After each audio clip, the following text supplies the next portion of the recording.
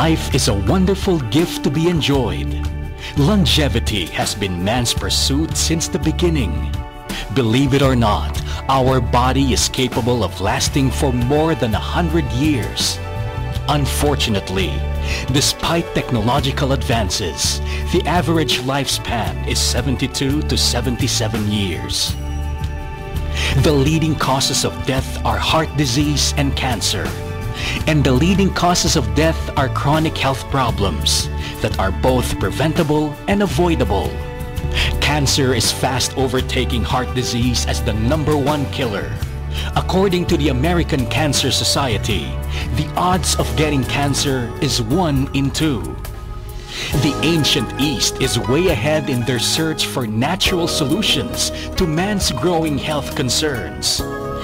They found an herb that they called the herb of deathlessness, a medicinal herb they believed to have been sent from heaven to make men immortal. Reishi is the mystical herb considered by many ancient doctors to be magical. Its use stretches back more than 4,000 years, and its earliest mention was during the Qin dynasty. The Emperor Qin was said to be so fond of the herb that he wanted it exclusively for himself. The herb is a red mushroom that was given the name Lingji by the Chinese and is known as Reishi in Japan. Its scientific name is Ganoderma lucidum and is rated as a superior herb in traditional Eastern medicine. Most recently, this red mushroom was the subject of numerous clinical studies which validated its health claims.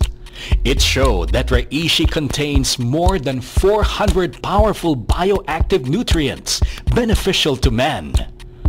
A series of studies done in Indiana showed that the herb is valuable in helping prevent the progress and spread of cancer in the body. Several universities, including UCLA, have done several studies on reishi, attesting to its benefit and helping prevent the leading causes of death today. Furthermore, the herb has also been found to be beneficial to people struggling with their blood sugar and cholesterol, as well as their blood pressure. This herb can also help strengthen one's immune system, help prevent asthma, and help relieve pain. Although the herb covers a lot of health concerns, it has been shown to be safe and well tolerated by the human body. Mighty Dove Global, through its Chief Science Officer, Dr. Jean Diliage, partnered with a GMP-certified, FDA-approved manufacturing company in Southern California to put together its own Ganoderma supplement. Introducing Red Reishi, made from pure extracts of the fruit body and spores of the red mushroom. Red Reishi is product of high quality and efficacy. So the good news is, speaking of cancer, majority of the clinical research that are coming out about reishi is trained or focused on cancer. One study from Indiana says, applied to cancer, it stops or inhibits cancer tumors from growing. Sabi ng Indiana study. Pag in-apply mong reishi sa isang bukol, tumitigil siyang lumaki. Paano? 2 ways, sabi ng study. Ang tumor, yung bawat individual cells doon, tumitigil na ng pagdi-divide o panganganak. At saka yung mga mature na cells na, pag in-apply mo ng reishi, nagpapakamatay. What do you mean? Apoptosis. Premature death. They kill themselves. Kaya lumiliit yung bukol. Another study says that reishi also is able to stop or prevent the spread of cancer. In this study, pinag-aralan nila ang highly invasive breast cancer at saka prostate cancer. Nung in-applyan na ng reishi, hindi gumalaw yung mga bukol. They did not spread to the next or the neighboring tissues. So it stops metastasis. And finally, I can go on and on, kina-cut off niya o pinuputol niya yung blood supply ng bukol. Now, let me give you a little bit of background. Ang bukol po, kapag hindi nagkaroon ng sarili niyang blood supply, mamamatay ng kusa. Marunong yung cancer. Nagsisikreate siya ng chemical to call out Tatawagin niya yung mga blood vessels, sabi niya, pwede ba gumawa ka ng mga bago to supply me? That's called angiogenesis. If the tumor is successful in growing its own blood supply, the tumor will grow on its own, will have a life of its own, and guess what? Kakainin lahat ng kinakain mo.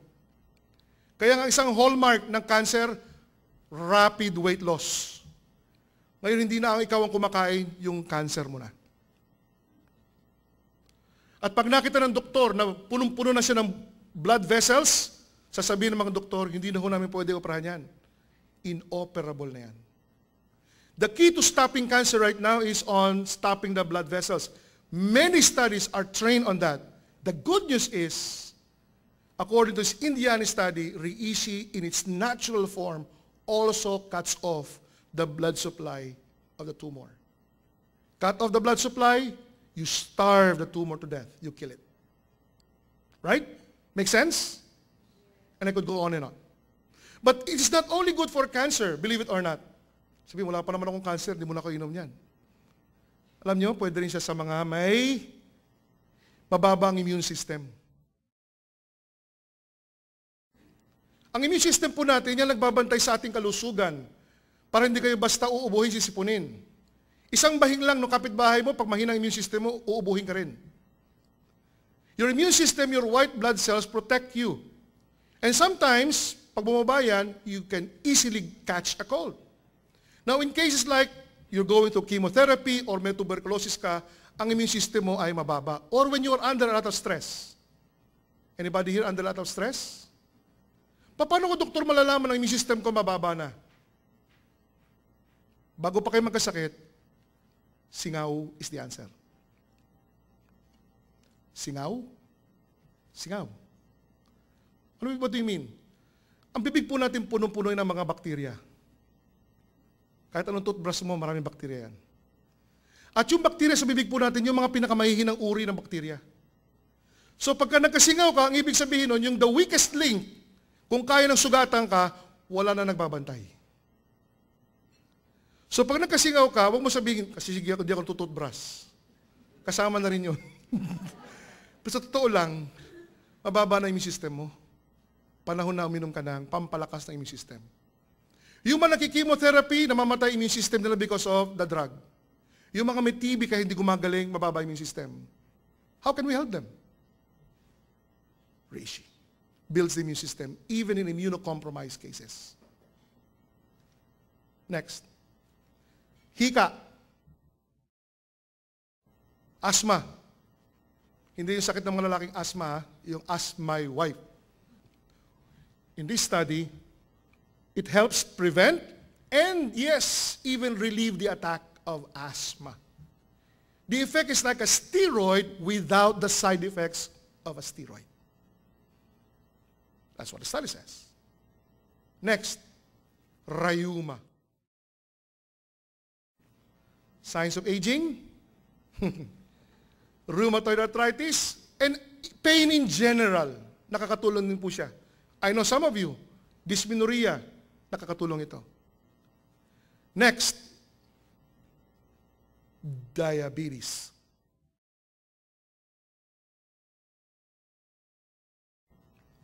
That's right. Mediabetes. Okay? Ako sa media ko, mediabetes. Kung mataas ang asukal mo, and in spite of insulin or drugs and it's not going down, guess what? This might be the last push that you need to bring it down. Now, last Thursday night, I had a great time with the doctors and I presented them tons of information about Reishi and diabetes. There's a clinical study that says it will bring down not only fasting blood sugar, but hemoglobin A1C, which is the best test for diabetes. Canada is now beginning to embrace this for diabetes. So, kung may diabetes po kayo, maganda ito para sa inyo, pampababa ng diabetes. Cholesterol. Nakakababa din ang cholesterol. And this study was done by Nestle of Switzerland. Yes, the same Nestle na gumagawa ng chocolate drink. At saka ng Nestle Crunch. They were looking for a competitor for Lipitor. And they found Reishi to be the one. In its natural form, Reishi can help lower your cholesterol without the side effects of statin drugs. Now, for those of you who are taking statin drugs, let me give you a little bit of information. Your doctors may not tell you this, but statin drugs, prolonged use of this, can be detrimental to your liver and muscles. Nabasa niyo ba yung mga fine print? Nung of statin drugs, it blocks the production of cholesterol very early on in the production line. If you block it in the production line early, what happens is not only mabababa ang cholesterol mo, pati yung coenzyme Q10 ay hindi na mapoproduce. Kaya nasisira ang liver, at saka muscles, at saka heart. Kaya mga doctors, binabantayan ang inyong mga liver enzymes pag kayo umiinom ng statin drugs. Pag tumaas ng liver enzymes nyo, hindi naman sasabihin ng doktor, uy, nasisira ng liver mo, papalitan ko na. No, they will not. Now, the good news is, in this study, they found out that Reishi blocks the production of cholesterol later in the production line. What does it mean? It spares the CoQ10 production. So cholesterol lang ang pinipigilan niya, hindi yung CoQ10. That's the advantage. Safer alternative. Last, helps improve blood flow to the heart, and yes, it can help lower blood pressure. Lalo na mag-chest pain, it can help reestablish blood supply or blood flow to the heart immediately with Reishi. Now, I would like to stop here. Marami na ako nasabi.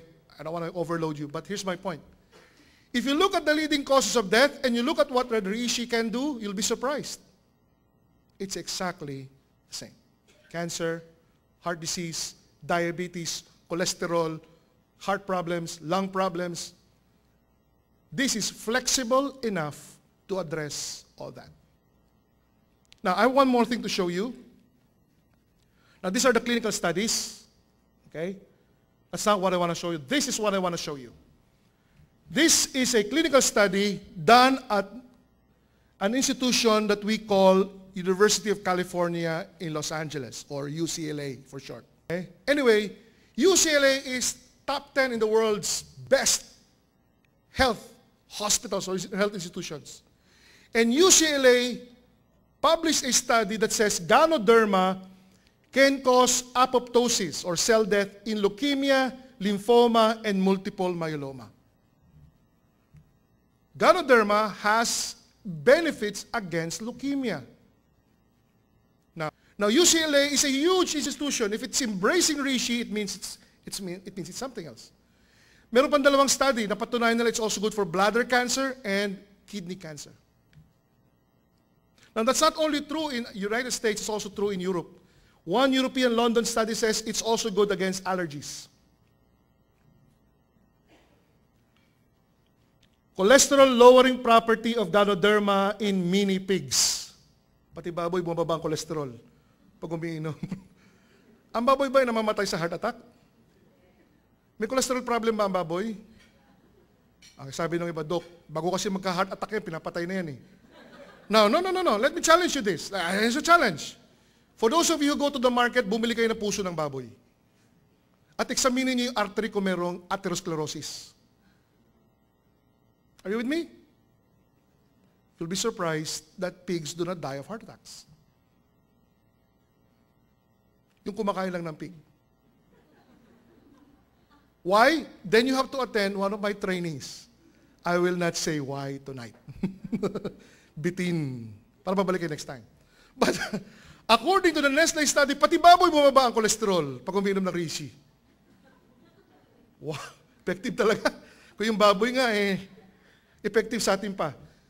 Ito po maganda. This is actually a book published by the Canadian Diabetes Association, grupo po ng mga doctors. Every year, they publish their protocol for treating diabetes. And in the chapter entitled Complementary and Alternative Medicine in the Management of Diabetes, nilista po nila yung mga herbs na tinatanggap nila officially na talagang nakakapagpababa ng asukal. And guess what? Kasama sa listahan, ang Ganoderma. Alright. That's my point. I rest my case. What's my point? this is not a supplement, just plain supplement. This is a medicinal herb.